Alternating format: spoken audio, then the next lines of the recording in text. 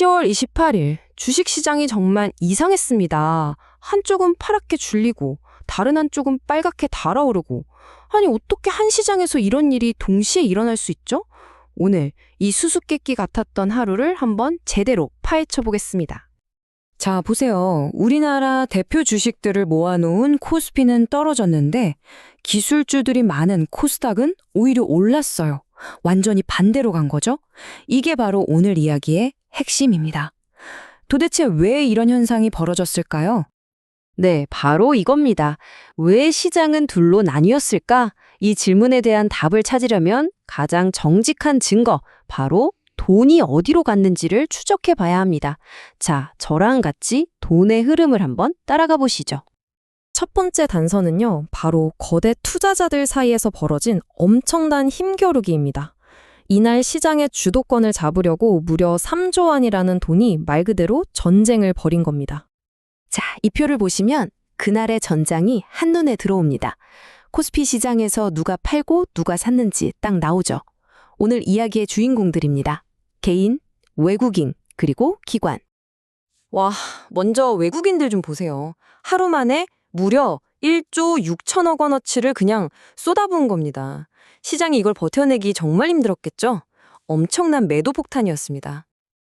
그런데 이 폭탄을 누가 다 받았냐? 바로 개인 투자자들이었습니다. 외국인이 던진 1조 6천억 원 중 무려 1조 5천억 원을 개인이 다 사들인 거예요. 이건 정말 거인과 거인의 정면 대결이라고밖에 할 수 없죠. 이 그래프를 보시면 그날의 줄다리기가 얼마나 치열했는지 바로 느껴지실 겁니다. 저 파란 막대기, 외국인이 저렇게 세게 팔아치웠는데 빨간 막대기, 개인이 거의 그만큼을 사들이면서 팽팽하게 맞선 거죠. 정말 대단한 힘겨루기였습니다. 자, 그럼 이제 두 번째 수수께끼로 넘어가 보죠. 외국인들이 판 그 돈, 과연 어디로 흘러 들어갔을까요? 이제부터 진짜 돈의 흐름을 한번 따라가 보겠습니다. 정답은 바로 자금의 이사였습니다. 전문 용어로는 자금 순환이라고 하는데요. 쉽게 말해서 덩치 큰 대기업 주식에서 돈을 빼서 앞으로 크게 될 것 같은 미래 산업 쪽으로 돈을 옮겼다는 겁니다. 바로 이것 때문에 코스피는 내리고 코스닥은 올랐던 거죠. 실제로 이날 우리나라 대표 선수들이죠. 삼성전자, SK하이닉스 같은 대장주들은 힘을 못 썼습니다. 바로 이런 시장의 거인들한테서 빠져나온 돈이 새로운 먹거리를 찾아 떠난 거죠. 그럼 그 돈이 어디로 갔느냐? 바로 여기입니다. 바이오, 로봇, 양자 컴퓨터, 2차 전지. 와, 상승률 좀 보세요. 이름만 들어도 미래가 그려지는 이런 테마들로 돈이 확 쏠린 겁니다. 시장의 관심이 어디에 있는지 너무나 명확하게 보여주죠. 그 중에서도 이날의 주인공은 단연 바이오의 귀환이었습니다. 한동안 잠잠했던 바이오 주식들이 갑자기 시장의 중심으로 화려하게 돌아왔거든요. 여기에는 아주 확실한 이유가 있었습니다. 바이오가 이렇게 뜨거웠던 이유는 크게 두 가지 기대감 때문이었어요. 첫째, 우리가 만든 신약 기술을 해외에 대박으로 팔 수 있다. 이 기술 이전에 대한 기대감.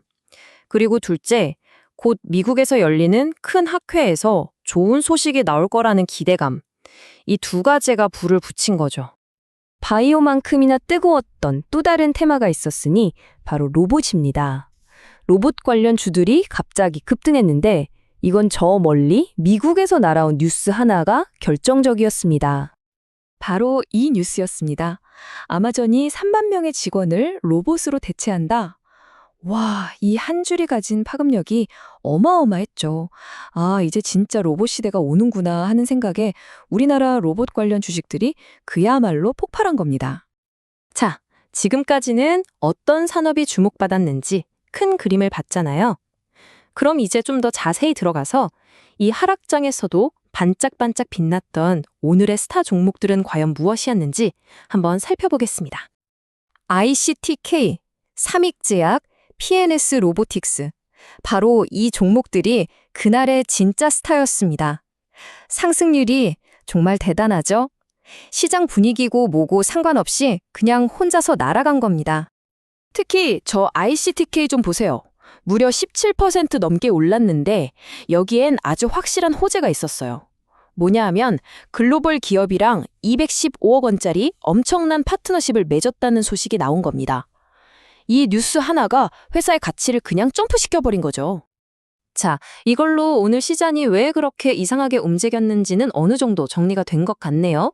하지만 중요한 건 그래서 내일은 이겠죠? 이제 앞으로 우리가 뭘 주목해야 할지 핵심 이벤트들을 한번 짚어보겠습니다. 바로 내일이죠. 10월 29일에 아주 굵직한 이벤트들이 줄줄이 예정돼 있습니다. 첫째, 미국 경제 성적표인 3분기 GDP가 발표되고요. 둘째, 유럽 중앙은행이 금리를 어떻게 할지 결정합니다. 그리고 LG 이노텍과 LG 디스플레이 같은 우리나라 대표 기업들의 실적 발표도 있죠. 이 세 가지 결과에 따라 시장 분위기가 확 바뀔 수도 있습니다. 상황이 이렇다 보니 전문가들도 조심스러운 분위기입니다. 키움증권의 한지영 연구원은 이렇게 말해요. 이런 큰 이벤트들 결과가 나오기 전까지는 시장이 어디로 갈지 섣불리 판단하기 힘들다. 일단 결과를 보고 방향을 정할 것 같다. 뭐 당연한 얘기겠죠. 한편에서는 더 강한 경고의 목소리도 나옵니다. 교보증권에서는 지금 시장이 오르는 게 혹시 코로나 때처럼 돈의 힘으로만 오르는 거품은 아닐까 하는 우려를 나타냈어요.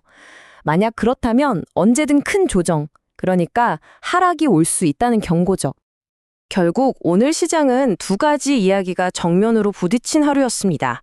한쪽에선 이건 새로운 성장주로 돈이 옮겨가는 아주 건강한 흐름이다라고 보고, 다른 한쪽에선 이거 너무 과열된 거 아니야? 위험 신호일 수 있어 라고 보는 거죠. 그래서 마지막 질문은 이겁니다. 오늘의 이 현상, 과연 새로운 시대를 여는 전략적인 변화일까요? 아니면 위험을 알리는 시장의 거품일까요? 여러분은 어떻게 생각하시나요?